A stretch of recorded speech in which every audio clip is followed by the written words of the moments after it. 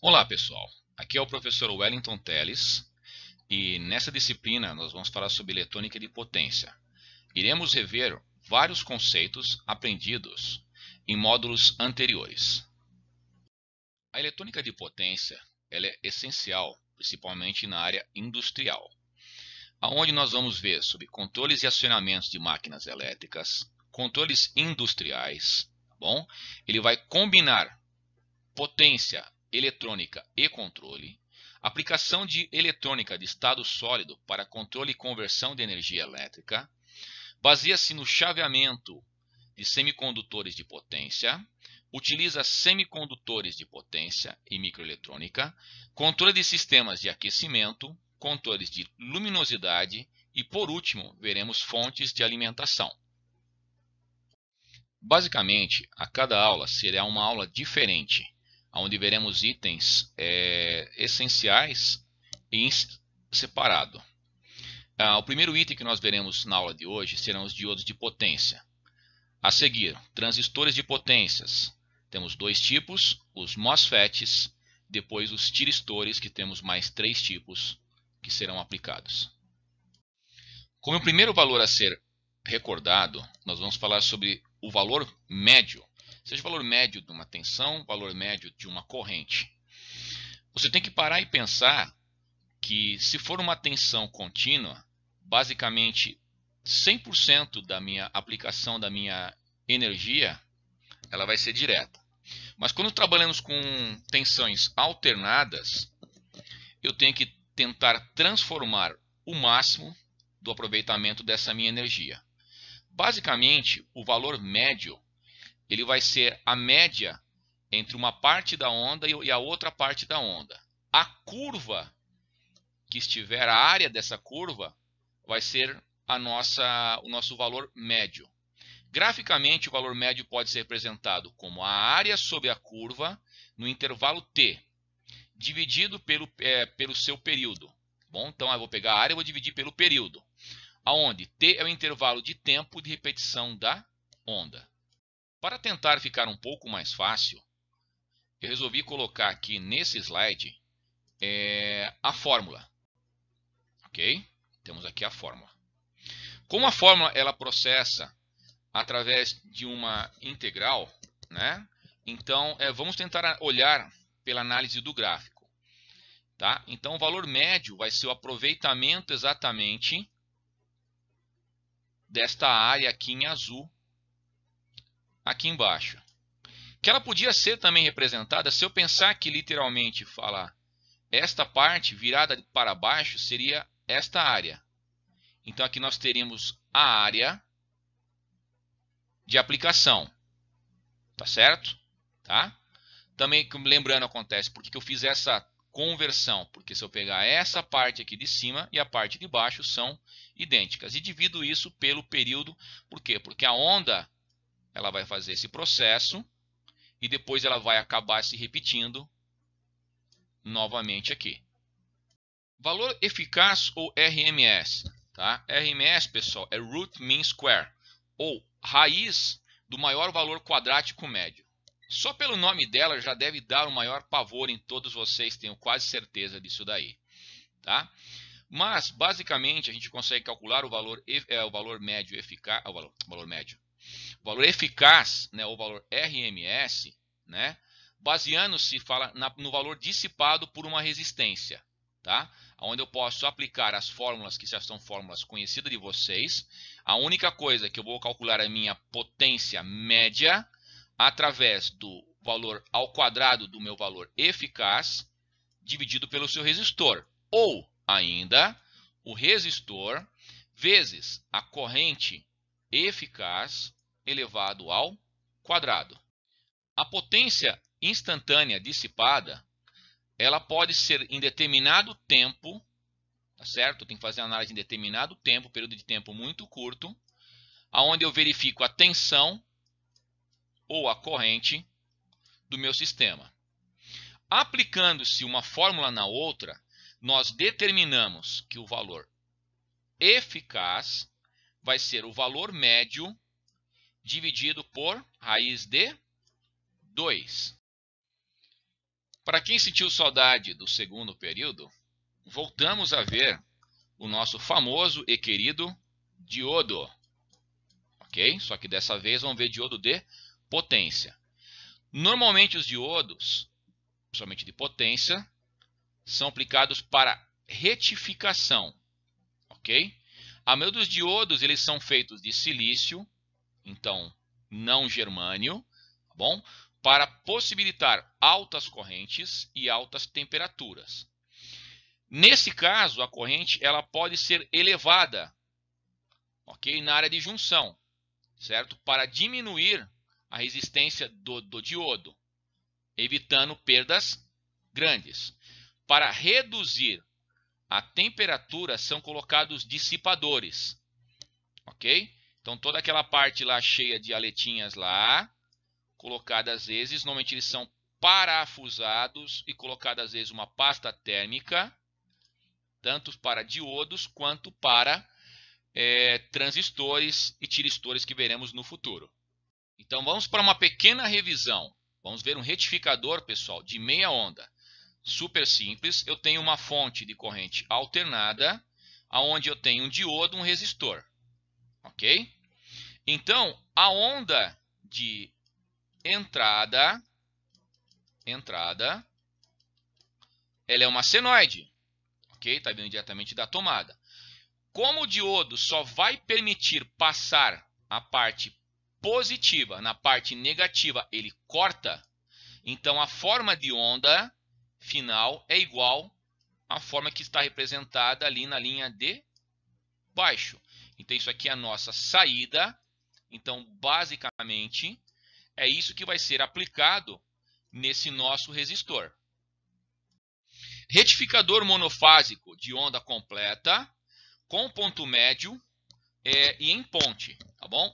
Nos dois, pessoal, o resultado aparente aqui vai ser o mesmo, ok? Então, o que vai acontecer? Não importa que seja alternada, ele vai conduzir num sentido e depois vai conduzir no outro. E, basicamente, o retificador vai fazer com que esta onda aqui, ela vai aparecer aqui. Então, é o que o vosso professor chama o salto da pulga. Professor, quais são as vantagens de retificador de onda completa em relação ao de meia onda? Tá? A tensão média na carga, pessoal, ela vai ser 2 vezes maior. Então, você vai aproveitar um pouquinho mais de energia. Lembra-se que você vai usar só metade e na outra você vai usar o dobro, né? Ok? A corrente na carga, ela apresenta menor distorção harmônica, quer dizer, vai ter tipo menos interferências aqui. Então agora, pessoal, nós vamos começar a entrar agora aqui na parte de trifásico. Basicamente, eu coloquei um desenho aqui que representa as 3 fases de um sistema trifásico. Um pela cor branca, outro pelo um tom amarelado e um outro pelo um tom azul, aonde as 3 ondas elas têm um distanciamento. Esse distanciamento, pessoal, é o que nós chamamos de fase, tá? Então, onde uma onda ela está defasada em relação à outra. Então, imagine o sistema desenhado aqui em cima, onde nós temos o nosso V1 aqui, o V2 aqui e o V3 aqui. Então, a primeira onda que você está vendo representada aqui, ó, vou colocar na cor vermelha, ok? É o que nós temos o nosso V1. No azul, nós temos a onda representada pelo nosso V2. E, por último, no verde, tá? A nossa onda representada pelo V3. Tá? Quando eu criar um retificador trifásico com ponto médio, basicamente ele vai acabar seguindo o topo dessas ondas. Ok? Representado aqui embaixo. E basicamente essa aqui é a nossa saída, ou esse cara aqui é o que vai ser apresentado no nosso resistor. Aperfeiçoando, temos o retificador trifásico de onda completa de Graetz, tá certo? Então, Em relação ao outro, basicamente a gente vai tipo dobrar o aproveitamento dele, tá? Aonde eu vou colocar aqui num próximo slide, demonstrando todo o aproveitamento, aonde a gente vai acabar pegando e vai acabar descobrindo uma coisa muito comum, tá? A frequência de entrada é de 60 Hz, ok?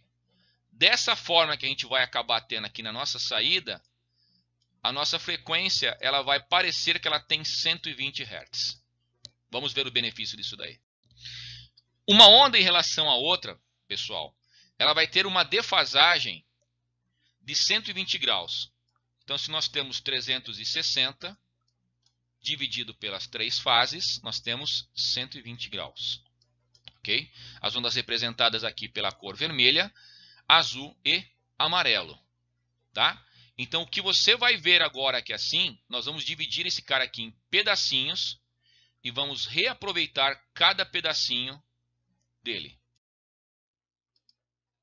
Vamos então, pessoal, verificar como é que funciona. Então, temos aqui as 3 ondas do sistema trifásico, representadas pelas cores amarela, azul e vermelha.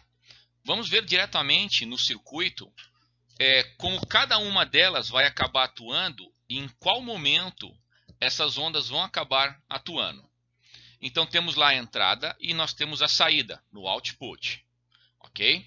Então vamos para o primeiro acionamento dessa onda, ok? Aonde eu fiz a primeira ativação e peguei esse primeiro pedaço dessa onda. Agora, como a outra ela é retificada, ela vai passar aqui para cima, na parte agora em azul. E depois na parte amarela, a próxima parte. Depois eu vou pegar a parte vermelha que está na parte de baixo. Novamente eu vou pegar a outra parte retificada na parte de cima. E por último, eu vou pegar a parte amarela também do nosso circuito. Em cada momento, se você for acabar seguindo, ele vai acabar mostrando qual diodo está sendo ativado. A gente chama esse cara aqui, pessoal, de 6 pulsos, tá? Retificador de 6 pulsos, onde a gente acaba aproveitando praticamente o dobro do que no outro sistema anterior.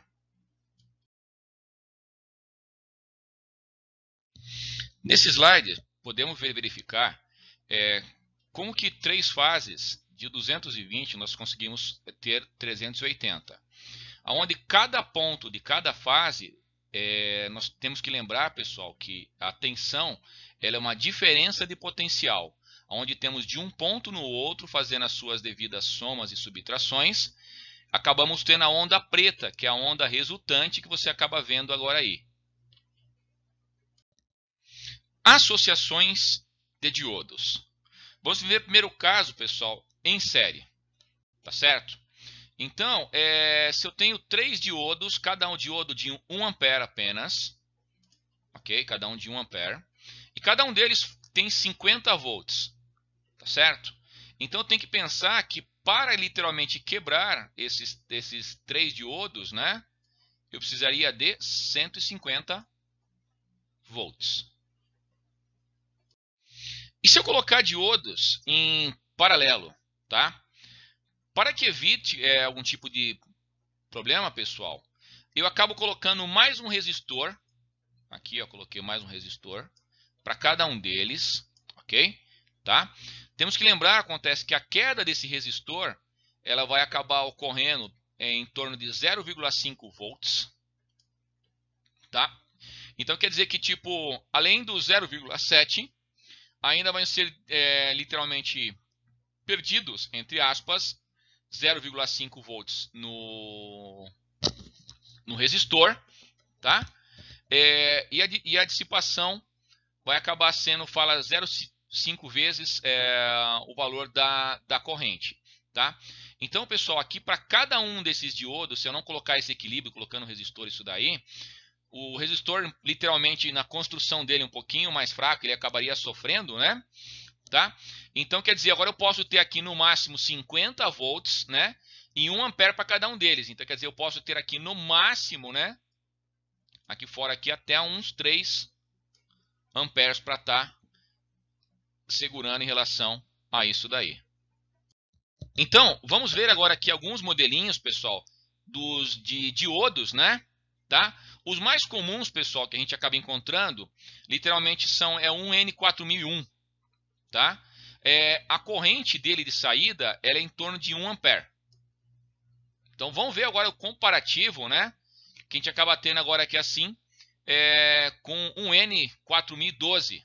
Um N4012, pessoal, pensa uma coisa, tá? Ó, o outro aqui é a tensão reversa, vamos marcar ele agora aqui. A tensão reversa do N4001 é 50 volts. Quer dizer, que você colocar mais de 50 volts, colocar 110 nele lá, você acaba queimando ele, tá? Porque lembre-se que acontece. Professor, mas peraí, mas aí é mais 110 menos 110, peraí. A tomada ela vai acabar alternando as duas coisas. Então, quando tiver a tensão reversa, ele vai acabar queimando o seu diodo, né? Tá. Então, a tensão RMS reversa dele é 35. Já a tensão de pico reversa do N lá, fala 4012, é 700 volts. E a corrente de saída dele, pessoal, 12. E vamos pegar o mais parrudão deles aqui, né? Ok? Então temos um N1189, que ele suporta a tensão pico dele reversa, fala 500, né? Mas a corrente que ele suporta, pessoal, 35 amperes. Ok?